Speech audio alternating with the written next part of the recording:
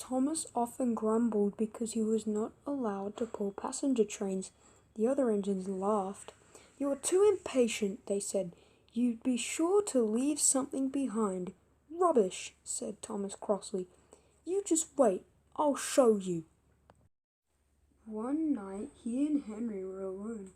Henry was ill. The men worked hard, but he didn't get better. Now Henry usually pulled the first train in the morning, and Thomas had to get his coaches ready. If Henry is ill, he thought, perhaps I should pull his train. Thomas ran to find the coaches. Come along, he fussed. There's plenty of time, grumbled the coaches. Took them to the platform and wanted to run around in front, but his driver wouldn't let him. "Don't be impatient, Thomas," he said. So Thomas waited and waited. The people got in. The guard and station master walked up and down. The porters banged the doors, and still Henry didn't come. Thomas got more and more excited every minute. The fat controller came out of his office to see what was the matter, and the guard and the station master told him about Henry. "Find another engine," he ordered. "There's only Thomas," they said. "You'll have to do it then, Thomas. Be quick now." So Thomas ran around to the front and backed down on the coaches.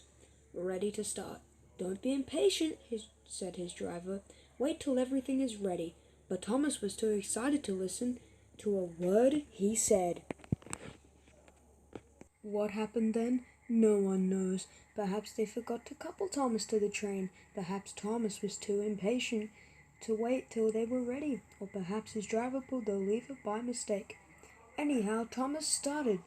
People shouted and waved at him, but he didn't stop. "They were waving because I'm such a splendid engine," he thought importantly. "Henry says it's hard to pull trains, but I think it's easy. Hurry, hurry, hurry," he puffed, pretending to be like Gordon. As he passed the first signal box, he saw the men leaning out and waving and shouting. "They're pleased to see me," he thought.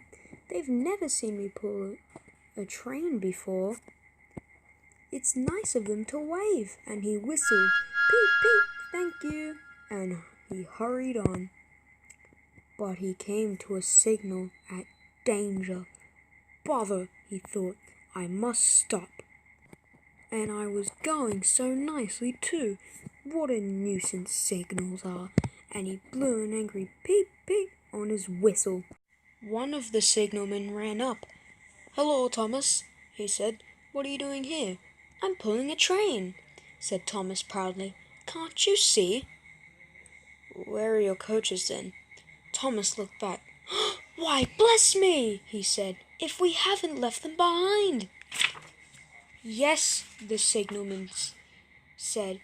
"You'd better go back quickly and fetch them." Poor Thomas was so sad he nearly cried. "Cheer up," said his driver. "Let's go back quickly and try again." At the station, all the passengers were talking at once.